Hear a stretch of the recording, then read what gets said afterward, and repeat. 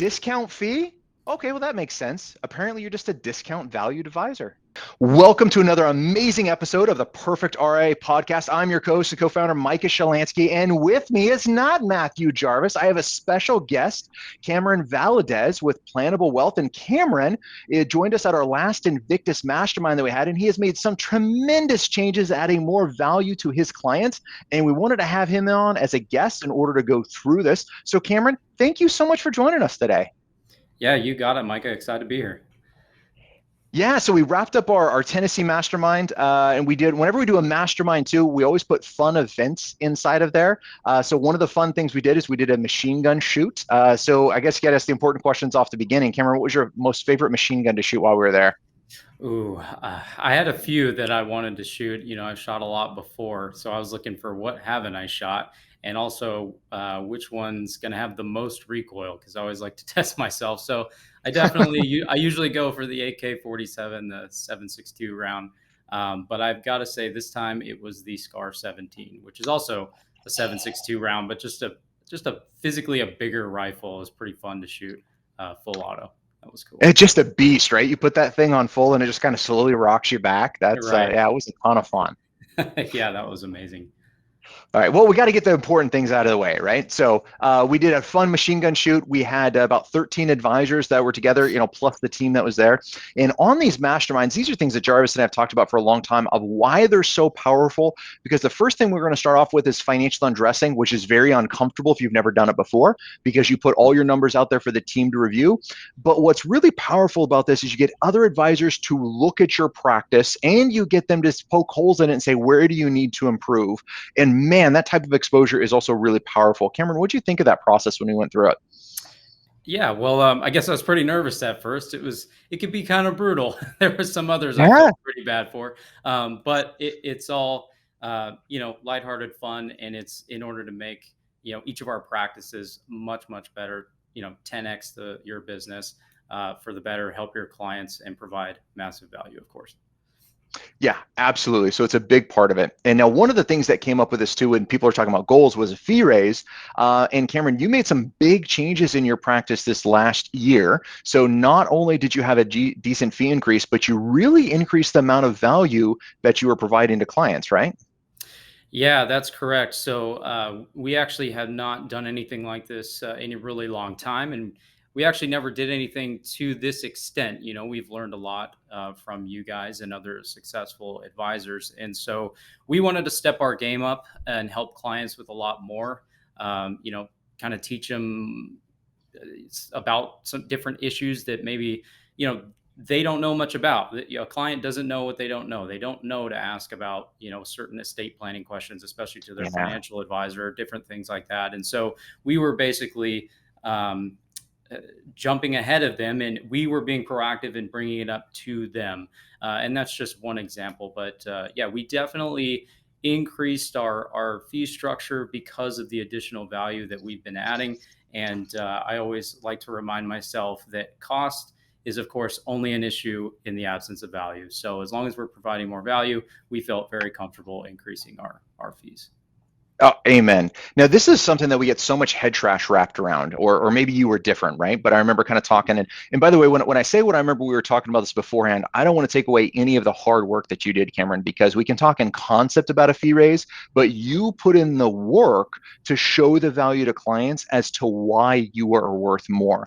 Now, I want to get more into details in that, but real quick, when you do this fee raise, I think one of the head trash things that we have as advisors is when I raise my fees, when I do this, all of a sudden, all my clients are going to fire me. I'm going to be homeless. I'm going to default on my house. My wife is going to divorce me. And now I'm going to be living on the street in a cardboard box. And it happens about that fast. So are you living on the street in a cardboard box? I am not. Okay.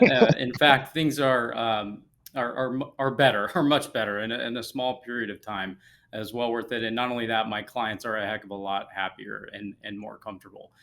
Especially, the timing of when we did this. It's been March through May of 2022, and the markets haven't been too kind to our clients, and so it's a lot more valuable when you're able to add other pieces of value that aren't necessarily market related to clients in a times like this. So it's helped a lot. ourselves in the practice, and as well as our clients. And how many clients did you lose because of your fee increase? Absolutely none. Say that one more time just to make sure we heard it. How many We clients did you lose? absolutely none. We lost 0 clients. In fact, That's we amazing. basically didn't get a breath of pushback either. Um, and I know that's pretty shocking to most advisors, and it makes a lot of us nervous, and that was us included. But as long as you're providing that extra value, your clients will see that value and realize how important you are to them and their family. So you went through a fee increase. You went from 1% to 1.5% roughly on the first million. Is that correct? Yeah, that's correct. We went to Okay. 1.5% on the first million and 1% over a million. And sometimes we would negotiate with clients in the past if they really pushed for it. But now it's we have a pretty hard line. Everybody is paying the same thing. I love it. Now, in my experience, you can correct me if I'm wrong, sometimes clients or prospects will push back a little bit. Mhm. I don't take offense to that at all personally, because I know when I'm on the other side, I push back, and half the time I do it is for fun. I want to see if the price is soft. And if the price is soft, it's like blood in the water. Now it's a game to see how low it can go. So Yeah. because you get that question or potential pushback, for me, that's not a sign that they're not a good client. It's really a testament to me. Am I willing to hold to what I said I was going to do? And this might seem like a minor thing, but the minute you don't hold to what you said you were going to do, now you've lost credibility. And now what other advice are you throwing out to a client that you're not actually holding to? So when you get to the point about not negotiating for fees, it's more than just the dollar amount. It's very much an integrity issue about how confident are you in what you're doing, the value you're providing, and should clients do what you said or not? Right. Yeah, that's absolutely right. Perfect. All right. So when we went through and we were pre-gaming this a little bit, you followed the process in order to do a fee increase, and you did an amazing job. But you had said something interesting. How did this process start? What is the first thing that you did in order to start going down the path to a fee raise? Yeah, so I guess the biggest piece of head trash that we had, and again, it was in fact confirmed head trash at this point, I can tell you that, as well as my partner, was hey, what kind of value are we going to add to clients, and how are we going to do it before basically raising their fees and changing our service model? And I know a lot of advisors, have that head trash. They don't think they're providing any extra value, and or they think that they need to do it every day, every week, every month of the year. And so they don't really know how to approach that. And the way that we decided to do it, again with the help of some of the other advisors from the Perfect RA, was, hey, when we implement Surge, which again is another thing that was new for us, we want to set expectations. So well before Surge, we created, a letter and an email that we sent to clients multiple times to make sure that they were getting this information. And in that letter, we were basically explaining, hey, we're going to be implementing this, these strategy meetings at these times of the year. And during the reason we're doing this is because XYZ. However, it helps the I love that. client best. It does help our practice, but first and foremost, it is for them. It's a much more valuable time to provide the value. So, for example, we did our first Surge right after tax season, and we did that so that taxes are fresh in everyone's mind. They have tax returns; they're available for us to review. The client's already in a financial mindset. Maybe they just, after getting their taxes done, they realize they have a couple holes in their financial plan, or something was missed. Whatever the case is, it allowed us to address some of those things and strategize for the rest of the year and the upcoming years. So that's part of what we explain in that letter. But not only that, we tell them what value we plan on bringing to the table in that meeting. So of course we let them know, hey, come armed with your questions and concerns. That's top of our list. We want to make sure that we're answering your questions, right? Because we think we know what's valuable to clients, but each client's going to be different, and they're going to place something at the top of their list as far as what's valuable to them versus someone else. So answering their questions and concerns first and foremost is what you want to do. And then after that, the advisor can have their list of things that they want to go over. And so that list of things we also included in that letter. So what that allowed us to do is show the clients, hey, when you come in, basically, whether you like it or not, we're going to address these things as well, because you may not think they matter to you, but they probably will. Because again, clients don't know what they don't know. So when we show them the value that's coming, it's an easier conversation at the end of your meeting if you're going to explain to them your new service model, and that this is how you're going to work going forward. They will see the value at the end of that meeting. Now, another thing that we did in that surge letter is we again set expectations for our second strategy meeting session, or our second surge, towards the end of the year. So September, October-ish. We want to do it a little bit before the holidays, and we also want it towards the end of the year so we can look at things like potential Roth conversions, XYZ. So by telling them, hey, here's what to expect in the next strategy session later this year, again, you're telling them ahead of time the value that you're going to provide later on in the year. And of course, you actually have to do it and you have to stick to it. That's right. You got to do the work. Right. But instead of us already having, for example, a quarterly value add ready to go every quarter, which would be nice. That's great. That's something we want to add for this year and next year. But in case you don't have that already, this is one way where you can show the client, hey, you're going to get value all year long. And so it makes that conversation a heck of a lot easier when you meet with them. Cameron, I want to pull some things out that you said. I mean, that's great stuff. I mean, phenomenal. You implemented Surge. One of the things I want to pull out, and you said this a couple times, make sure our listeners hear it, is when you talked about, and I love that you call them strategy sessions, right? Your strategy sessions with your clients, and you sent out that email and that letter, it was clear why that email is important, right? Why that meeting is important for people to come in. And I love that you placed it with a time effect that was going to be there as well, whether it was year end or whether it was around taxes, et cetera, to really encourage clients to come in. Then you had said that says whether clients like it or not, you're going to cover X, Y, Z. Did any clients come in and say, hey, that other stuff's a bunch of crap, I don't want to talk about that whatsoever? No, not at all. But what you'll find, and I'm sure a lot of people have experienced this, right? You get a client that will come meet with you, and they don't provide their tax return or information that you made it as easy as possible for them to provide you some of that information ahead of the meeting, but then they don't, and maybe they bring it into the meeting, maybe they don't. You will find that they'll kind of push it to the wayside without saying, hey, I don't care about it. They'll just kind of maybe not have that information ready, which is fine. But Mm-hmm. in that case, it's even more important for you to bring it up again, to let them know that, hey, this might be an important consideration, or this is something I want to look at. Here's why. Because again, a client isn't always going to know what to ask you, especially if they're comparing you to other types of advisors that really don't dive into the different things that comprehensive financial planners do, right? We cover a lot of different areas: Right. taxes, estate planning, investments, all these things. Whereas their estate planning attorney, if they have one, only goes over estate planning, and their tax preparer usually only goes over taxes. So they don't really know what they can ask us and what we can answer and how we can guide them. So that's why it's important to make sure that you have some kind of structure in your search meeting, and other than answering their questions, what to bring up to them that's going to I provide love it. them value.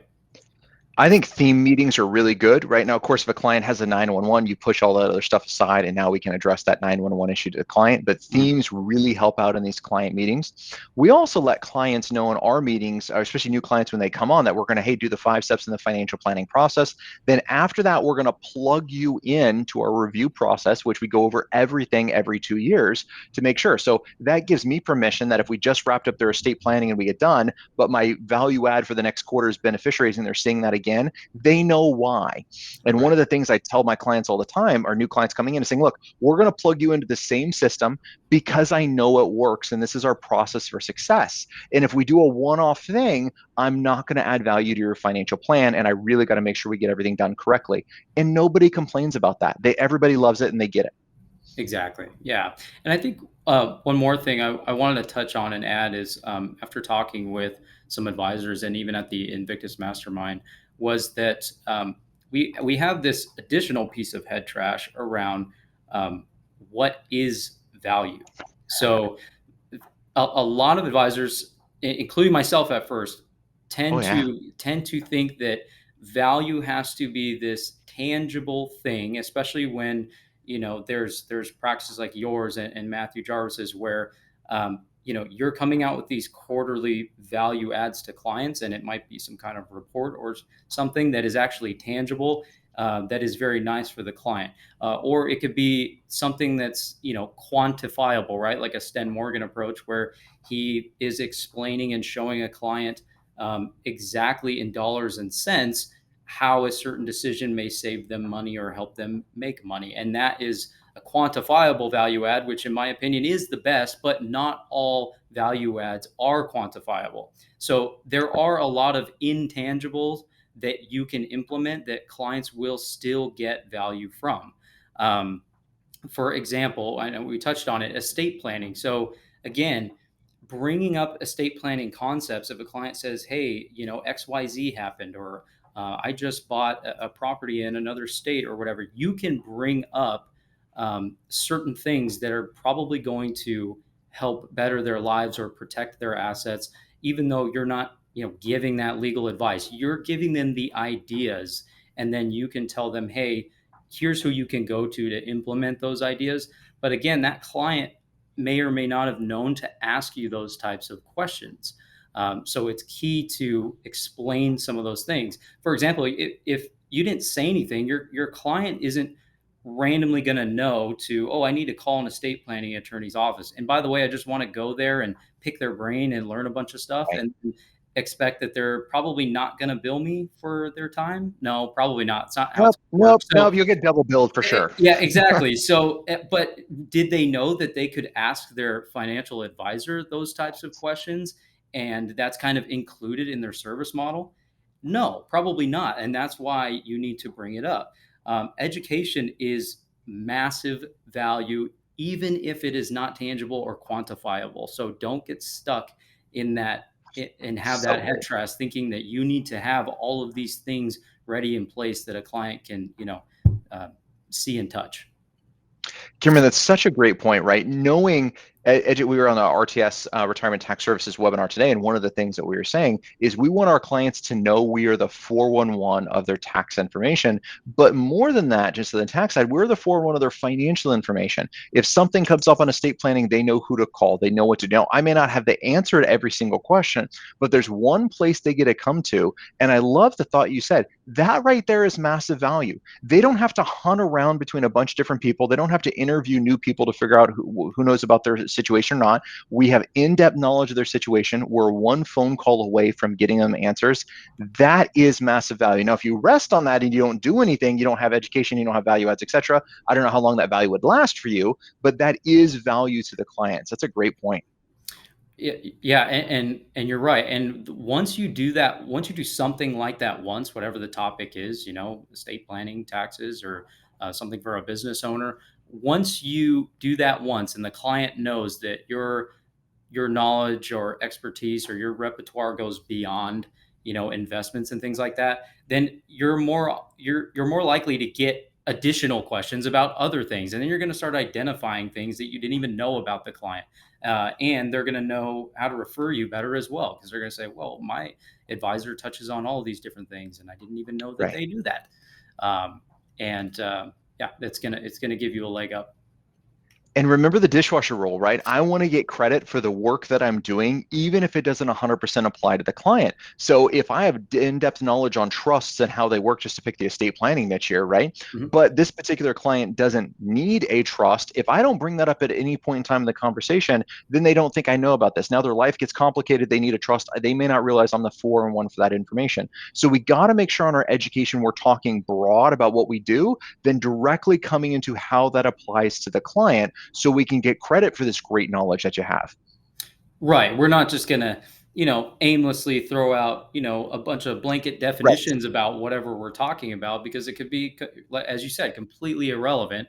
But we know when we hear something that's related to tax or estate planning, and then we can dive in on that topic And more often than not, we're going to know ahead of time whether or not that's going to impact this client. And so you're just naturally going to be adding that value without even knowing it. I love it. All right, Cameron, walk us through a little bit. So you talked about some great things, right? You implemented Surge, you did it with a letter, you explained how that was directly applicable to the client. I love it. You talked about value adds, tangible, quantifiable, and intangible. I love that distinction between them. But walk us through a little bit of that meeting that you had, because you did all of your fee raises in person. So the client came in, you chatted with them, etc. Then you raised their fee. Walk us through what that meeting looked like real quick. Yeah, so basically, we start again with their agenda. We answer all of their questions. Now, this can kind of trip you up because you think that your agenda and the things that you want to talk about is going to add the most value to the client in that meeting. But Nope. what always happens is they come in and their top concern is, hey, I can't log in online and see my accounts, or I don't know how to read that, or can you help me read my statement or this 1099 or whatever the case is. And it's obvious to us, it's something more basic. And so we're kind of thrown off guard, but answering those questions first, it is going to give the client peace of mind and make them more comfortable right away in that meeting. And once we've gone through and answered all of their questions, and given them some tidbits on whatever they've thrown at us, then we can get into our agenda. So our agenda is always second, and ours, we're always reviewing their cash flow, so their income and expenses, and Perfect. if they are in retirement taking distributions, we're going over things like guardrails and buckets. We do not talk about specific investments at all, even the investments that a client has. We don't go Love into it. that. We discuss strategy because we all know that that's the only thing we can control, right? We can't control the investments. So we don't go down that road. We don't even allow the client to go down that road. We're, if we're talking about buckets, we're not just talking about it, right? If there's either a whiteboard where we're writing it down, or we're drawing it on some sort of tablet or device, and we're showing them and breaking it down in layman's terms. We like to get caught up in our own financial jargon. You just can't do that in a client meeting, or you're going to confuse them. And then we're going over their taxes. Hopefully, ahead of the meeting, we've seen them and we can go over it. But if not, and they bring it into the meeting, we're actually not going to spend a lot of time really going through the taxes in the meeting because, of course, that might take a little while. So we'll just let them know, hey, you know what, we're going to review this and we're going to follow up with you if we find any opportunities or anything we see wrong. We'll follow up with you in a week or two. Our team will. The taxes, it just kind of depends on what the client came in with. And then we can confirm beneficiaries in that meeting. And then on top of confirming beneficiaries, we're going to go over things like per stirpes or per capita and who their contingent beneficiaries are and do they have kids. So we dive a little bit deeper than just, okay, who's the primary beneficiaries on your account? And once the client gets that extra education on some of those other pieces, they go, oh my gosh, I never knew that. And in that case, yeah, I do want to change a couple things. And so, we end up working through that. And then Which is massive value, right? correct, You right. pointed out a huge potential error on their beneficiary that someone's going to get disinherited, someone's going to get too much money, whatever that is, and then you fix that. That's huge. Right, right. And at first, we advisors, we don't think that's huge, but to a client, it is. And then after that, again, before we get to the end of the meeting, we always want to set the expectations for the rest of the year, whether that has to do with their investment strategies or any other strategies that we might implement, and our next meetings and our communication for the rest of the year. What is that going to look like? So we're teeing them up for the next strategy session, but we're not just telling them about it. We're telling them what we're going to go over in the next strategy session. Love it. So are they thinking that we're going to go over their tax return again in September, October, and go over their beneficiaries again a few months later? No, we have different topics that we're going to go over. Mhm. So they know, oh, okay, you know what? I was actually going to ask you a question about that, but I guess you said it's better to go over that towards the end of the year. Like a Roth conversion is a good example, right? Perfect. We Yep. want to know, we wait towards the end of the year for the most part because we want to have a better idea of what their income is closer to the end of the year. So we know, what room we have to play with. So we're going to say, hey, Roth conversions, yeah, we take care of those towards the end of the year. That's a big topic in our next meeting. And the client says, great, I was going to ask you about that, but now we'll focus on that next meeting. And so your value is now spread out throughout the year, and you're giving that value year round. Then when you're done with that, that's when we're going into, if a client does need a fee raise to meet our new service model, then that is when we are presenting them with that. And as I said, you will likely get little to no pushback, and probably not lose all the clients you think you're going to lose.